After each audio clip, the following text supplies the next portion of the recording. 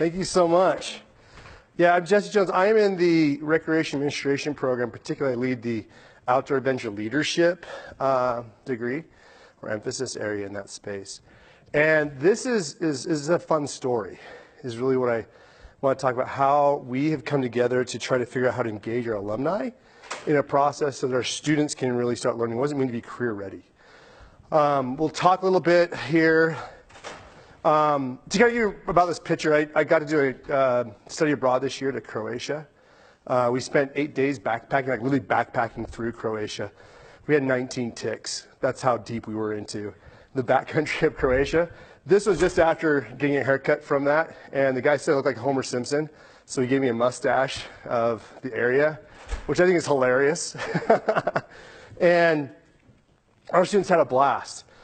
Here's some of the pizzas that are out there. So you'll see some foods and see some scenes from that as we go along. But kind of use some context a little bit about the SOTL. This is based on a scholarship of teaching and learning grant that I got that helped me get a undergraduate research fellow to come help me with that. We're going to talk about a specific class that we changed, and because of this stuff, we changed a lot of stuff within that. And then hopefully get some audience participation through one of the experiences. I want to see how you guys feel about it and go on from that. To kind of give you a little bit about the Recreation Administration program, what we do is we teach people how to build community through leisure. So you have your youth sports, your adult leagues, your activities, education, arts that you see in the community. Our students are going out and they're putting that together. I also, because I'm on the outdoor adventure leadership side, we're teaching students how to be guides, how to facilitate activities that connect them to the more than human world beyond just themselves. And so that's what we're doing with a lot of our stuff. But at the start of this, when we were looking at the program, old guard had retired, we came in, I was brought in to build this outdoor adventure leadership program. We had internship hours, requirements that were part of our accreditation. And so we broke that down into two components. One is a 60-hour work experience that we're trying to get them as early as possible in their career here at USU, and also a 400 to 600-hour internship during their last year, like a capstone program. The work experience, it used to be labeled as, I think a lot of you probably have this as 4250 or 4500 level. And what we're looking at is that students were seeing that number holding off until the end of the year, their time here, and weren't actively engaging in getting into the work that they're going to be out doing. Because our career, our alumni, a lot of them really value getting in and working, getting experience, even before they're coming through. And so the work experience class, when we're doing this, we're like, okay, there's a couple things we need to figure out. We changed it to be 2250. Which dropped it to be earlier in their career schedule, which immediately got them thinking about what they wanted to do going forward. And it got them engaged with our alumni at an early base. The hard part was they were just going and working. They weren't engaging with the material. Their supervisor was using them as like a janitor or, clean up the paint lines. And we wanted that to be a little bit more. And so we started asking ourselves, what are the questions that we need to figure out? And so the question we started asking is, how do we engage our students early in their academic career? We changed that with the change in number.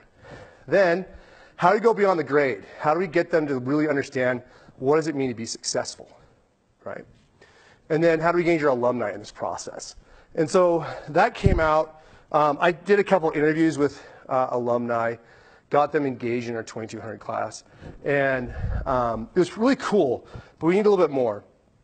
And so I submitted and got accepted for the Scholarship Teaching and Learning grant. I don't know if we're doing that going forward or not, but it was a really fun process. They helped mentor you through it. And what that helped me do was to have the opportunity to go out and actually solicit our alumni base to participate in the program. We also solicited a lot of people who weren't part of our alumni base. We went down to the Utah Recreation Park Association's annual conference in St. George, and I sat at a booth because we have a ton of alumni, but there's also a ton of folks from BYU, Southern Utah University, not Dixie now, it's Utah Tech, Snow, a lot of different colleges were coming there. And so we were able to solicit them. And the goal was to look at early career versus established career. Early career was defined as 5 years or newer. Established career was 5+. Because I don't know if you see this within your students or not. It seems like right on the 5-year mark, being in the field, they'll decide whether they want to stay in there or not. And there's a few things we learned from this process, these interviews that we got. I had a research assistant, Taylor Bradbury. We're going to hear from her in just a second. She does not like crowds. And she's also up in Montana right now. She's going to have a baby here in October, so she said, I'll record myself if that's okay. And so I was up in Bear Lake, she was in Montana, and so we had a fun little interview process. And so this is her little interview. This is my attempt at working with Zoom. I'm outdoors, I'm outside more, so I apologize for my interview skills on this at the same time. But this is my attempt at that. Let's see how well it can. Meeting. Can you hear that? All right, we're with Taylor Bradbury, my amazing, awesome undergraduate teaching fellow, or research fellow this time. And let me make sure that my computer is on Do Not Disturb, period.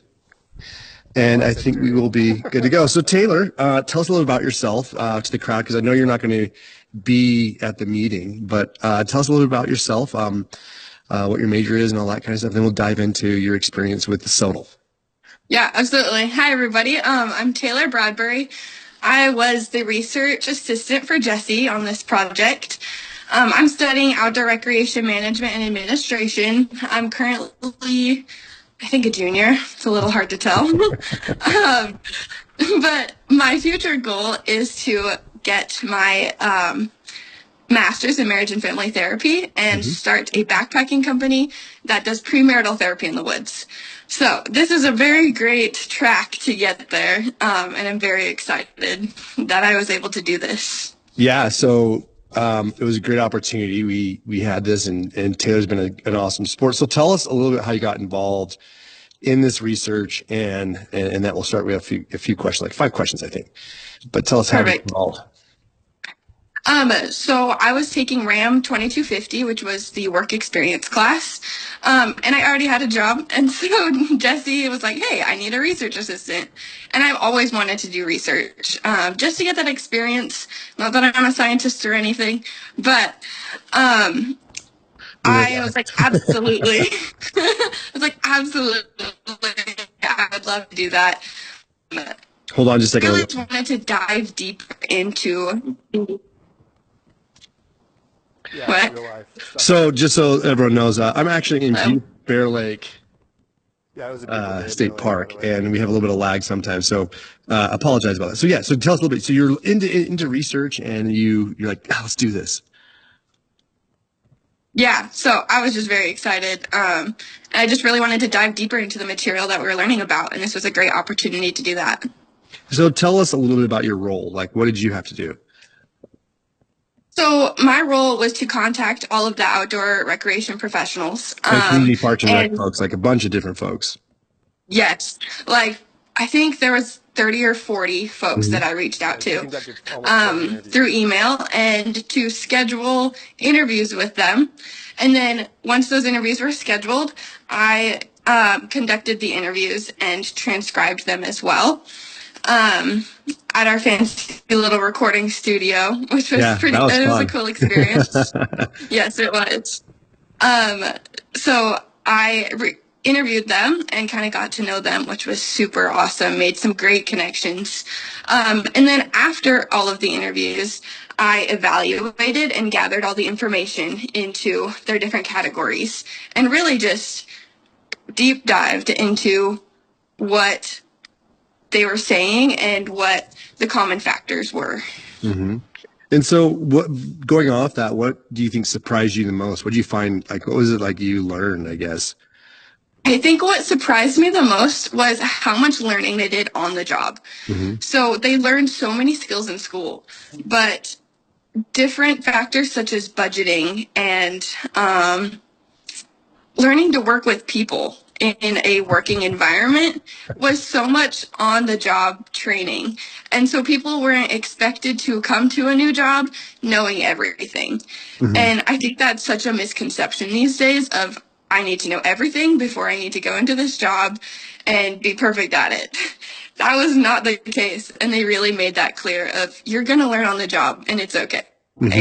Did that really, was that something that really changed your view about being, Absolutely. about that concept, you know, because we're talking about being career ready, and Alumni help, I think, really opened that up for us a lot, but yeah. Yeah, absolutely. It definitely made me realize that, yes, I need to learn as much as I possibly can during school, take all the classes that I can, but it's okay to not know everything. Exactly. So in your mind, what does it mean to be career ready now? To be career ready. Sorry about that. No, you're good. You're good. To be career ready, I think just learning to be open to learning new skills at any moment. Ooh, I like that. I like it a lot. Yes. So is that what you would say if you're like to share to student or faculty based on these experiences? Is that what you would say was the key takeaway? Yes, for sure. That and the value of mentors and mentoring. Oh yeah. I think was also a very key takeaway for me as well, that the more established career folks want to mentor the younger people and are so willing to, and how critical it is as a new employee to find a mentor that you love and work well with. And even if you're not working in the same city or state, just to really have that fountain of knowledge available. Be able to pull that. Yeah, we learned that a lot, how a lot of the new folks would reach out to the older folks, especially those who've been around a couple of years. They learn that process. Yes, absolutely. And I think that was the difference between those who made it to 5 years and those who didn't, were some of those things.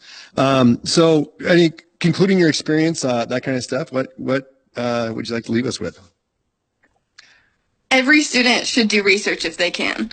It's whether it's like exciting research or fun research or not, it's so valuable and you just learn so much. So absolutely that.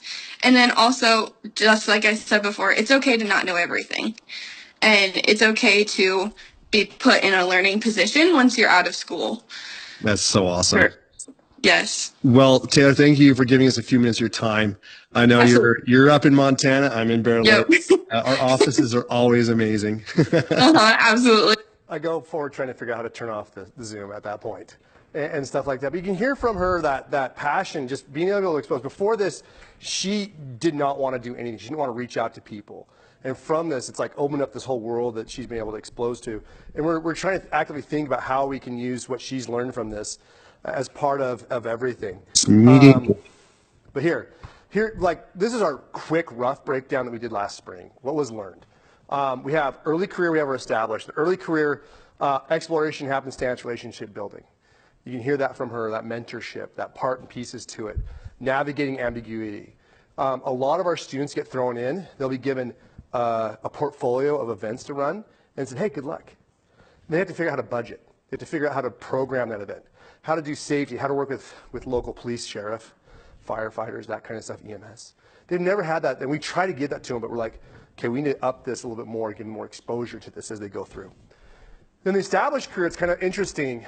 I really love this is a quote that really stood out from our established, because a lot of our established career were at the director level. So they've been there a long time, like 20, 30 years. And there's this point that they talk about, you stop trying to prove yourself and start focusing on lifting others. And this is really embedded in the Utah Recreation Park Association, that there is a process that you give back and you lift others up. And those that don't do that, in a way, they kind of get shunned at conference or for whatever. But there's a definite evolution. There's a lot of professional development growth. And there's some other things. But I do have, you couldn't pass those out for me, could you? I don't need one, just so I make sure I have one. We did a little bit deeper dive, broke it into some more established themes based on what we were seeing between like entry, like how they entered in. There is this difference between the established career folks who looked at getting into parks and recreation as a calling of sorts, to use local Utah parlance, vernacular. They saw it often that they're tied to personal values and community they wanted to get back. Whereas the current ones, they did it because of personal participation. They did it as a youth sports, maybe as an internship, or they were unsure and they just grew into it. They fell into it, that happenstance piece. Recreation is traditionally looked at as a discovery major, meaning people have gone and tried to do other things. They can't, I don't know, they can't do it or not, it just didn't fit for them. They come back and they come home. And that's how we kind of roll that. Ambiguity on a learning curve, gain wisdom, the difference between that. Mentorship is super key. They're still seeing that. Our students want mentorship but don't know how to interact and gain it. And I'll kind of show you how we're doing that. Role expectations, wearing many hats, and feel overworked and again burned out. The older guys like, hey, I wore a lot of hats too. Why are you complaining? And they took pride that they were in their versatility. But I think the current generation is saying, that's not right. You're just wasted. Tensions in philosophy. This is more about the idea of competition within sport. Recreation traditionally looks at competition as not necessarily as a good. That's for competition leagues, that kind of stuff. And so that's what this is. But there's also within their job space, they want more inclusivity. They're seeing this coming through, that populations want this. This is another conversation for some other stuff. Languages. Focus on IDA, DEI components, and older guys and folks noticing that, hey, we need to change. The professional identity, again, community builders is what folks are saying from the early, whereas others looked at this as job as fulfillment. Advice to future professionals at the early side, encourage curiosity, bravery, broad skill building initiative. And then the older ones are embracing storytelling, which I thought was really interesting. They want to tell their stories. They want to give their war wounds, I think, is what it was. And then outlook for the field is, hey, we're open to innovation, but I think it's kind of fun that the established career folks are saying, yeah, we got burnout issues. And so they're now they're trying to find their place. And those are trying to leave a legacy. Those are kind of some of those really good themes that popped out from this. So how does this play into our changes within our around 2250? Because originally, this class, as we had kind of thought about it, the students would go out, they would work, they would tell us how many hours they did, and that was it. And I'm like, this could be more. We could really engage them more. And the research was telling us, and this experience with alumni was that our alumni wanted to get engaged with our students, but they also, and they want to get back, but they also, the students want to learn and mentor. And so what we did is we kind of got rid of that surface level job logs. So we let alumni interviews. Then, scale back a little bit. I interviewed about, I think, 10 or 15 after this experience to get a unified thing across. We pulled out specific themes and assigned it to a bi-weekly experience online. The students watch that video. Then they create 2 to 5 questions of their own. From those 2 to 5 questions, they then go, and over that period, interview their supervisor. They now have, because they didn't know how to interact with their supervisor, they didn't know how to ask them for things. Like, what do I ask them? I'm like, hey, we have these themes that are important to the space they're at. You have a supervisor who's been in the field for longer than, they're old, some of them. You also have some folks that are in there that came through our program. You might be able to talk with them and get their input. And then what they do is they go and they ask those questions and they return a report. And they can do it a couple ways. They can make a PowerPoint presentation. They can do a poem. They can do a formal, just written response to the questions. Or they can do a video. And they can just video blog back to me. And the whole process here, the idea is that they're working towards a final exit interview at the end of the experience that will help them kind of wrap that up. And at each one, after each of the bi-weekly things, they're asked, is this work experience meeting your expectations? If not, what can I do to help you? And the next one was, if it is meeting your expectations, where do you see yourself going with this. Because the idea I wanted them to think about was, can I do my internship here? Are there other mentors out there that I want to be looking at, potentially reaching out to them and talking to them? I've had several folks who don't fit well into this. I have one supervisor. They have, just because how their schedule is, they have like 5 or 6. And so I've asked them to look at the themes and attach someone that they want to go interview with. And they're doing that. So there's a lot of flexibility in this outline how to do it. But at the end, they need to sit down with someone who they consider a mentor or a supervisor and interview them on some specific questions and try to wrap in on the report what they learned over that whole entire experience. And it's pretty cool. The results from before, when I was just, the IDA scores were terrible. The response back now are that I see myself in this career, I can see a path. I can see what I need to do to get to where I was. Or, I definitely do not want to work with kids. You know what I mean? I'm never going to work with older adults. They are the bane of my existence. They learn really quickly at the 60-hour level of experience, what they want to be engaged in and how they want to do it. And I'm sure you can be thinking about potential connections within your own space about different products they might be working with or different things that I never got when I was a kid. This is in Zagreb right here. It's got some of the best graffiti in Europe. And so we were on a graffiti tour before we went on our backpacking trip. And so immediately gelling as a friend and family with them. Yeah. Just for clarification. So Yeah. this RAM 2250, this is your 60 hours. Yeah. No, this is not the big one. So this is to help set them up with the idea that they're going to be doing journals and they need to be engaging with alumni from an early space. And we're trying to craft more things as we go along.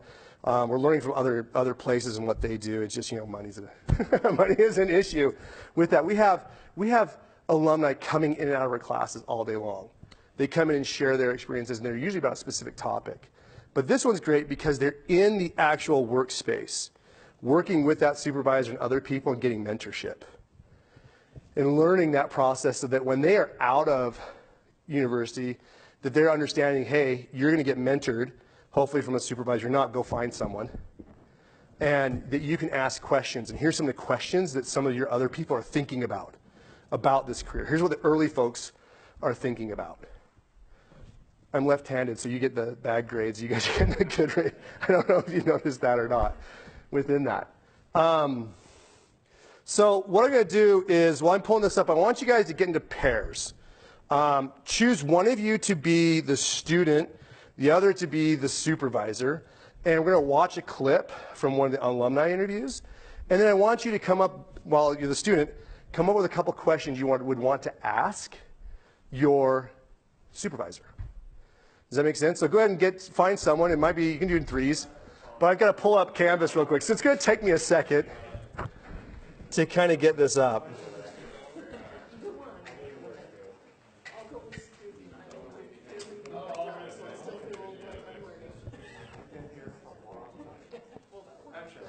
Yeah. Hey, thank you for coming. Yeah. What are you teaching? Anthropology. So, oh, wow. Yeah, I would love to talk to you sometime about translating, social science. Oh my God, well, that's my thing is like how my students are doing stuff. I'd love to get some more because how they view people and how they do things and like that is so key. It'd be actually really cool to pump into an OAL class. Yeah, and you're Jesse Jones. Jesse Jones. I may email you because I'm very important. All right, love it. I just signed Jill Williams out. I hope that wasn't bad.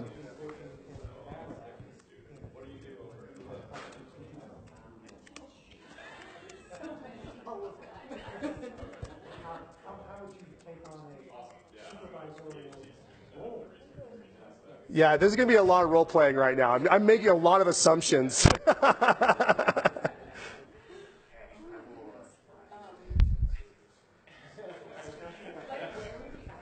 Just say, we can do this really easy. Just say you guys are in youth sports. You're in a youth sports organization, and that could be really easy. You can make all the assumptions you want with that. I'm on the top floor of the art classes. So up there, we have 8 bodies every year, and people come in there as visitors, or even people who are doing work.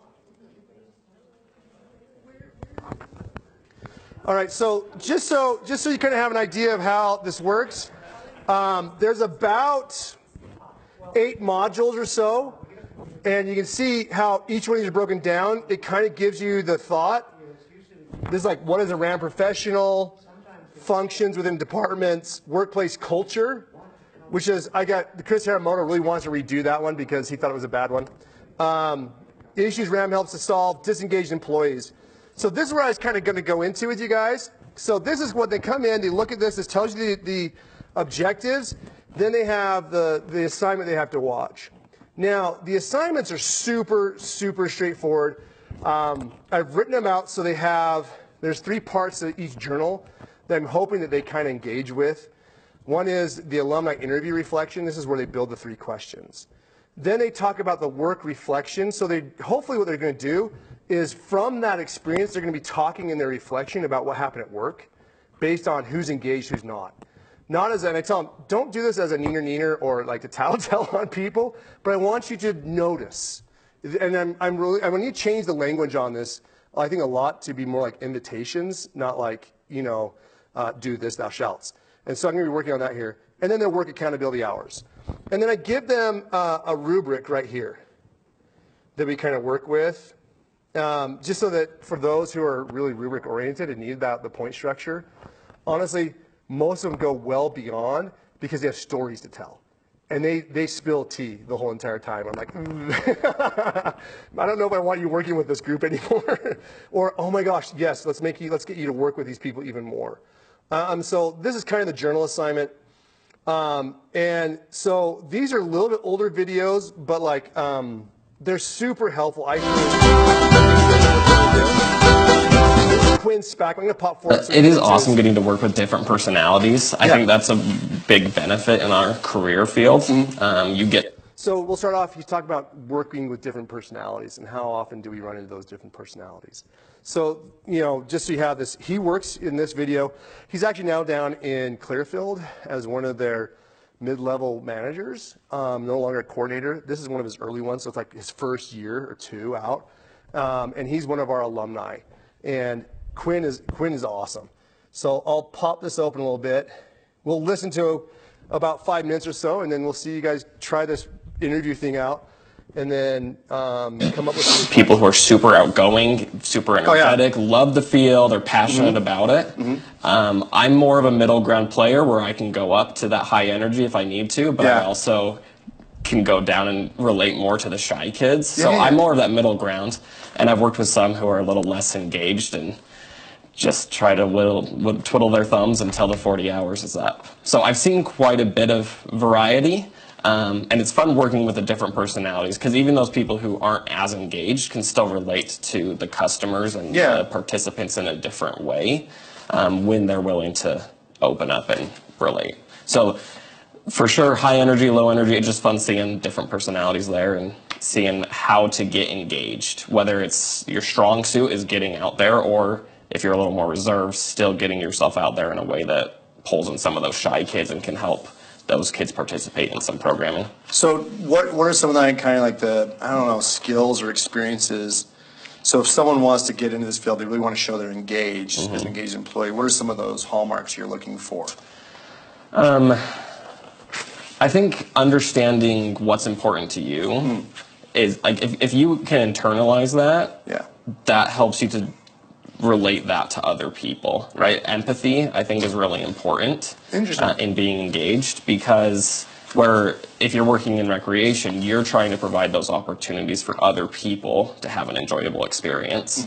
So if all you're doing is putting out a generic product, you're just going to get generic responses back. But if you're going to say, oh, well, this program's going to be awesome for these people because, and you can dive into that, put yourself into that, say, what would I enjoy doing? What would the community enjoy doing? Have that empathy for them. Then that program can go up to the next level and help them, whether that's, again, the outgoing group, you're providing those opportunities, or whether it's a more conservative painting program, right? A little quieter, a little more conserved. You can still provide a program that gives those participants what they're looking for. So you've had like opportunity to get new programs handed to you, and probably had to like watch it start, go, finish. So when we're talking specifically about the employee side, here, going off that same idea, do you have an example of like a program that you talked through where you're like, oh, you totally were able to be engaged in it, and were there some that weren't? Yeah, yeah, for sure. You know what I mean? So like, what kind of like, I guess what rings your bell in terms of like program and that kind of programming that kind of stuff? What's really your cup of tea? I'm a big sports guy. Okay. Love playing basketball, love playing soccer. Those are my two sports I grew up playing. Yeah. I mean, I'll dabble in pretty much anything with a ball. But so my first internship program I ever ran was an itty-bitty basketball program. Was that in Nibley? It was in North Logan. North Logan. Yep, so I interned in North Logan, went to Nibley for a full-time position for a little while, and then came back to North Logan because I thought the community was awesome. Okay. So it was called Learn to Play Basketball for 3 to 5 year olds. Yeah. Oh yeah. Oh So- yeah. I know this program. Super fun program. Little kids can't play basketball. No, they can't. But At that point, it's all socialization. It's yeah, like, but no, right? So like I come in, it's my first internship. I don't know what I'm doing, and Yeah. Jesse Howe walks me through. Hey, here's our Learn to Play format for soccer. Yeah. So look over the soccer one and then create it for basketball. And Oh, for me, gosh. being a basketball player, I'm like, this is awesome, right? Yeah. I'm going to teach these little kids. So I write up these drills, and Jesse looks at it. He said, "These might be a little much. You might need to like simplify down." So I, So your stoke level was like up. Oh yeah, I'm planning drills that like honestly are probably more meant for like 7, 8 year olds where they can like actually dribble a basketball Yeah. and they can actually like hear instructions and follow them. Gotcha. And then I had to go back and say, oh, these are 3 to 5 year olds. Like they're not. No, they, yeah. they don't even know how to listen and follow instructions. They don't even know right and left. So I'm like, okay, like simplify down. Like let's teach them to bounce a ball and catch it. Like we're not dribbling yet. Rainbow pass. Yes, we're gonna use dodgeballs instead of basketballs, the little air squishy Yeah, yeah, ones. yeah. So when you pass it, it They doesn't don't hit their head. hurt. They Yeah. like you don't have them going off crying to mom. Right. So I'm like, we're throwing in stuff like obstacle courses. We're like, that has nothing to do with basketball, but they're out there having fun. They're socializing. Yeah. So then at the end of the program, they're like, man, running that obstacle course was awesome. I learned how to bounce a basketball. Yeah. I learned how to pass. I learned how to shoot. So then they're coming back that next year and they're like, man, I love basketball because I got to do all these fun things. Yeah. So for me, that one was super, super fun because I'm a basketball player. I know a lot about the sport. It was easy for me to come up with drills, a little harder to simplify them, but it was a good challenge for me. So that one was awesome, and I love being able to work with the kids. Yeah. So seeing the little 3-year-olds out there trying their hardest and experiencing what it's like to share a basketball. You got to wait your turn and you got to pass to a teammate.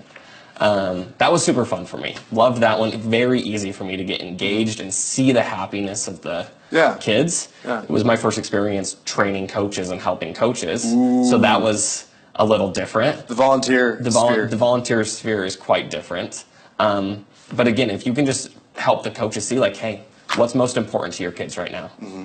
And most of the coaches at that age, it's just having fun. These kids they're not keeping score. They don't even know how to keep score. No, and that's what they, So help those coaches, hey, we're here to just have fun right now.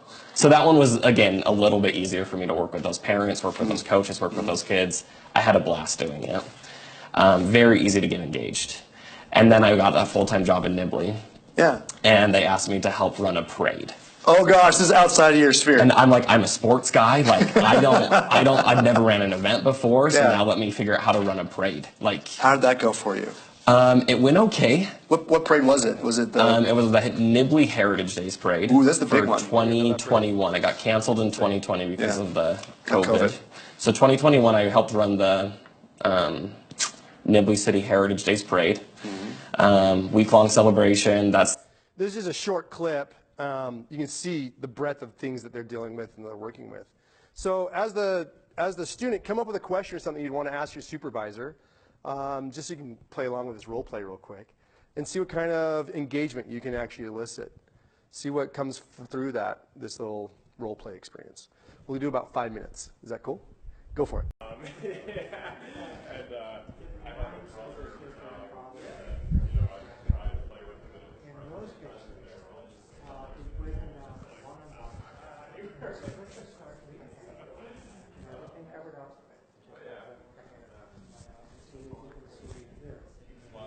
I love this.